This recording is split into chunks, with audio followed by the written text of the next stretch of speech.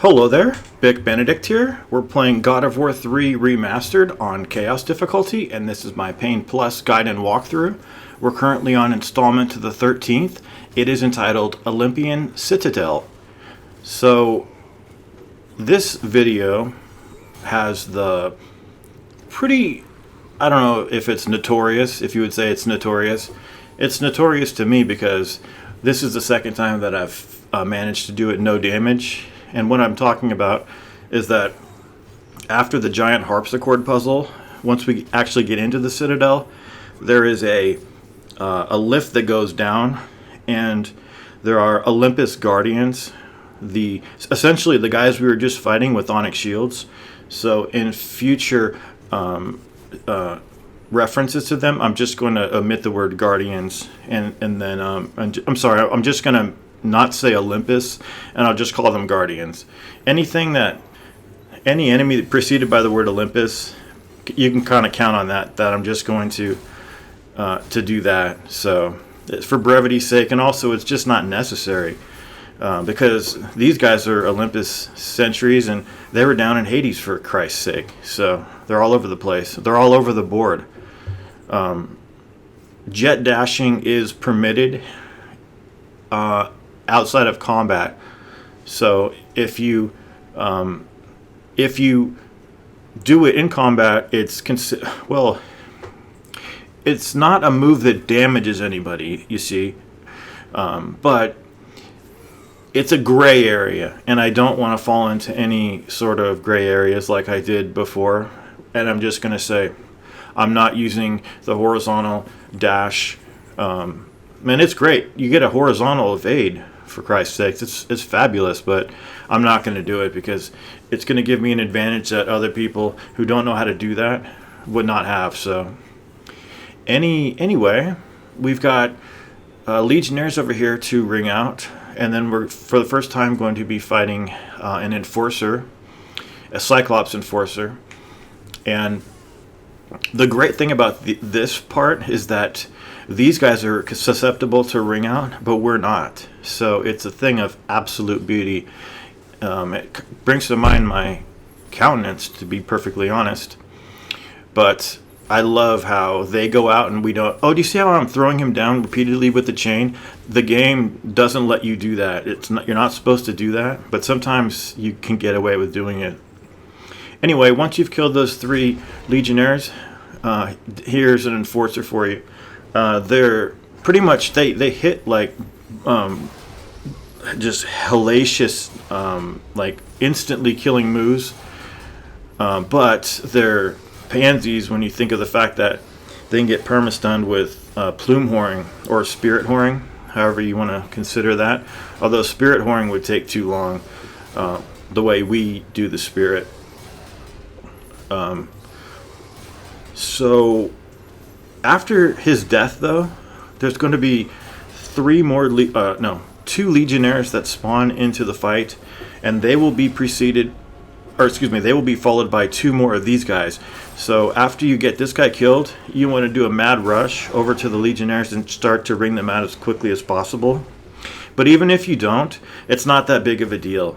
You only get about 5 seconds, unfortunately, so it's quite difficult to get them both out of the fighting space. But the reason I said it's not much of a big deal is because you have so much room to work with over here. So you just combat roll to hell and gone over here, and just run away from the Cyclopses, isolate the enemies if you can, and then focus on the Legionnaire, who I think is not here anymore. But the lift. Anytime there's two of them, you can also be at a good advantage if you do the splash and hits them both, so you can perma-stun them both. But this is not anything you need to know about. I'm talking about I want to talk about the lift section because it's incredibly difficult. The time that I did it before in 2017. So what it is, it's Gorgon serpents at the same time with the Guardians. And you can't kill the Guardians because we don't have the cestus, so you have to use the Gorgon decapitation method, or she has to turn them to stone, and then you can kill them that way. That's allowed. or if she turns them to stone and then she accidentally kills one of them, hey, you had no control in that, so it's not your fault. So it's perfectly fine. But the thing is, when I did it in 2017, no damage, I took, it was hours upon hours, guys, and this time it was less than an hour.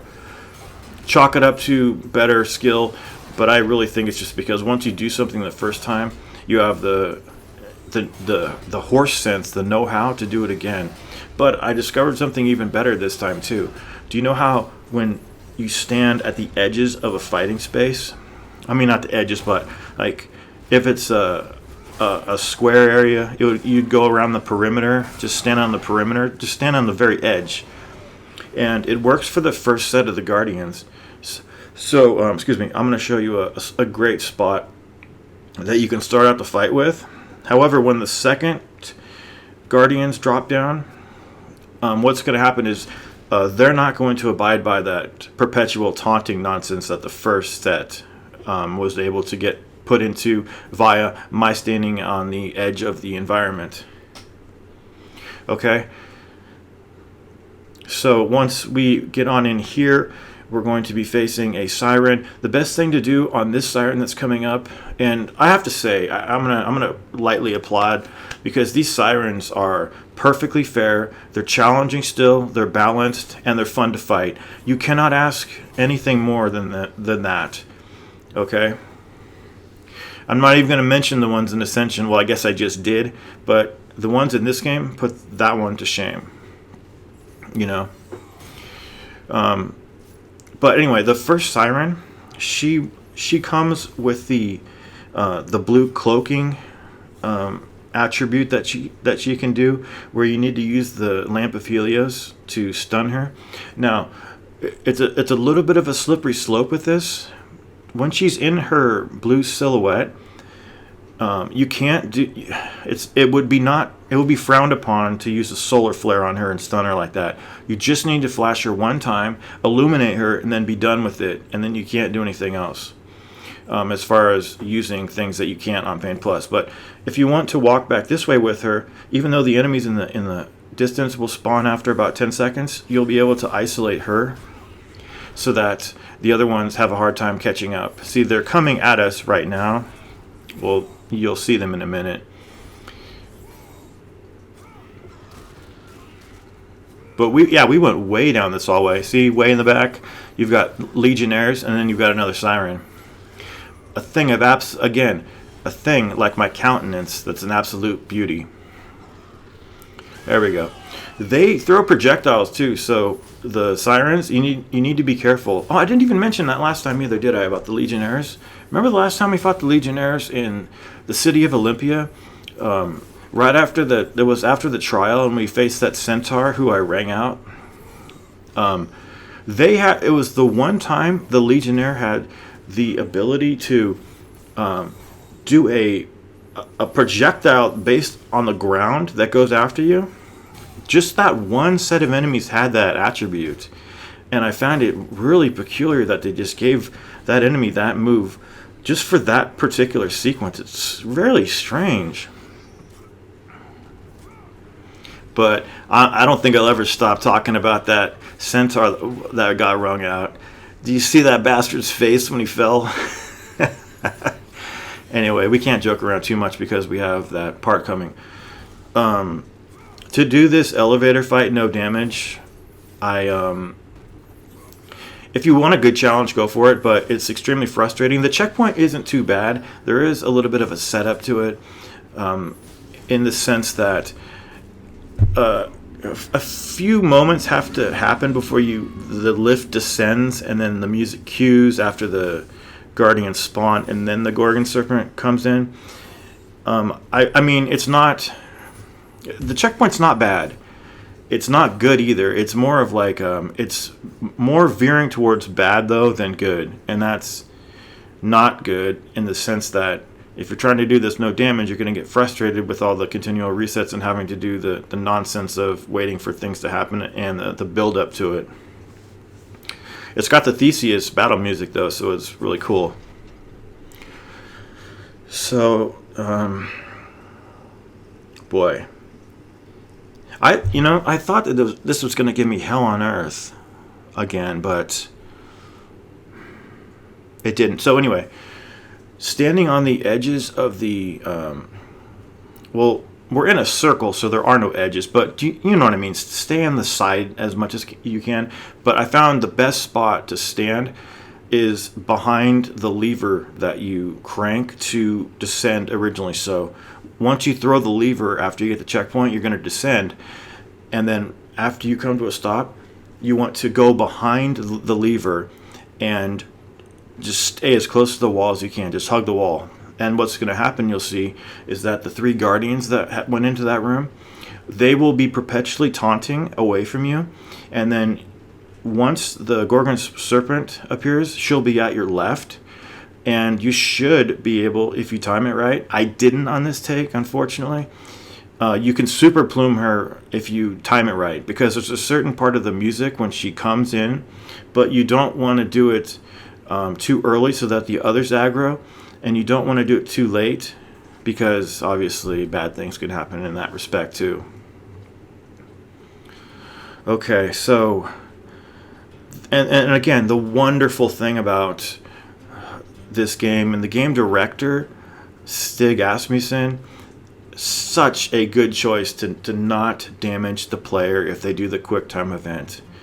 Damage the person if they don't do the quick time events, you know? Here I am, I'm doing your fucking quick time events, I'm mashing the shoulders, I'm breaking my fingers, and I'm still getting damaged. No, it was a great decision to not give the person damage, and to damage the Gorgon pretty well too. You do a good amount of damage on her. Okay, though, when the Gorgon... everything that the enemies do here, including the Serpent and the Guardians, everything can be blocked, okay?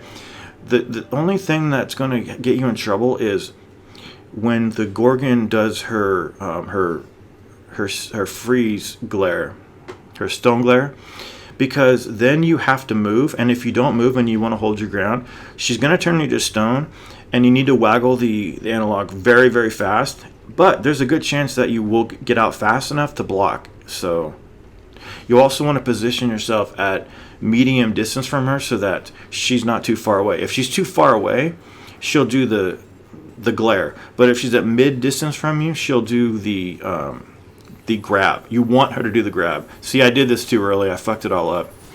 Okay. Here we go. Okay, so now everybody's aggroed. I wasn't able to start the fight off well, but the reason I didn't go into her grab there was because I saw all the Guardians were to the left. I thought, hey, maybe I can go over to the right really quickly and Spirit Whore. Don't always combat roll here. If you can, just make little incremental steps away from the enemies, because combat rolls can just fuck you sometimes. Okay. And now you can go after the ones, like I said, you can go after the ones, because this is a situation, I forgot to say, this is a situation where you have to break enemies that are petrified. You have to violate one of the Pain Plus rules to advance. Otherwise, you can't do this. So don't worry about breaking them. You have to. I don't think I've ever had her break them, though. So just walk away as best as you can, or roll if you need to. And mind which way that you're facing, too. You always want to be facing forward, left, or right. You don't want to evade backwards, even though I just did it there. But yeah, keep on grabbing me, bitch. Keep on grabbing me. And don't just do a mad rush over to her when you see the circle button prompt, because that could be a mistake. Make sure you're safe when you go over there and do that shit. She should be getting the O over here. There we go. And the good thing about God of War 3 is when enemies are petrified, it doesn't take a whole year to break them. So what I like to do is I do the Spirit of Hercules. I start off on... See how there's one on the bottom and then two up top? I start on the one down at the bottom because I want the finisher attack to hit the ones that are more clustered up top. So, do you understand that? So now I'm at the top. Do you see how I'm at the top? And now she's spawning right in more quickly. And it did look like the other ones were pacified a little bit there too, so that is good. Oh, you need to be rolling around. If you're going to be rolling here, oh look at that, I got a perfect setup to Spirit Horde like 3 times. If you're going to roll around this place, you need to roll around the extreme edges, because anywhere else her tail will hit you. It's got such reach. Yes, dude, Spirit Hording. This was perfect, but I can't tell you how many times that I got so close to doing this and then something screwed up, but I find this so fun. But this is kind of masochistic, actually, because of the lack of room. See that tail? Wow. So keep calm, keep calm. It's almost done. It's almost done. It looks like she's perpetually taunting over there. She grabs. If you don't kill the requisite number of Guardians, the requisite number of Guardians being 6, the game will keep spawning in Gorgons until you've killed the requisite number. The good thing about this whole situation, though, is, can you see? We got the circle button finally over her, and we can be done with it. How did you like that fight? Because it's such a tiny room with enemies that have spears that can poke from great distances, and a Gorgon whose tail can pretty much encircle the entire room unless you're on the edge. But you really have to avail yourself of remember at the beginning when we moved past the lever and we just stood there. Did you notice what happened when we did that? The 3 Guardians stood in place. They did not come over to me, and they were taunting over and over again. So that's what I call enemies that just perpetually taunt like that. So had I moved at all, I would have aggroed them a little bit more, and they would have come for me. So we are now almost on Hercules, and I think we have a few archers and some wraiths, and I wanted just to for one moment, I just wanted to reflect on the difficulty of this game, because remember earlier I said, is this the easiest God of War, or is this the most balanced God of War? It's hard to say. I think it's a little of both, quite honestly, because yeah, the enemies are pretty easier. They're easier than the first 2 games. But the overall balance of this game, it just seems extremely fair. When you first play this game and you face the Cerberus breeder with the satyrs, you're definitely not going to think the game is fair. But I'm somebody who has played this game for 10 years, and have I wasted my life playing this game for 10 years? I don't think so, because I enjoy it. I've got everything else that I need to do, that I do, and I finish, I come back to this and have fun. I don't do anything else as far as entertainment that much. I'm not into other things, but this game is just pure heaven to play. It truly is. All of the God of Wars, except the one that's not God of War. No, and I'm not talking about the Betrayal game on mobile. They've really decreased how hard these wraiths are. But this fight, too, is skippable. Gosh, running through this game, I'm just completely I'm just shocked that you can skip so much of it. But it wouldn't be ideal if you were playing it for the first time, you know? Look at the floor. It's just so beautiful. The original God of War 3 on the PS3 ran at 720p and 30 frames per second. So I'm telling you, if you haven't picked this up, you know, your life is just completely impoverished. You need to pick this up, and you need to do it right now. I will see you in the next video where we take on Hercules. Please take care.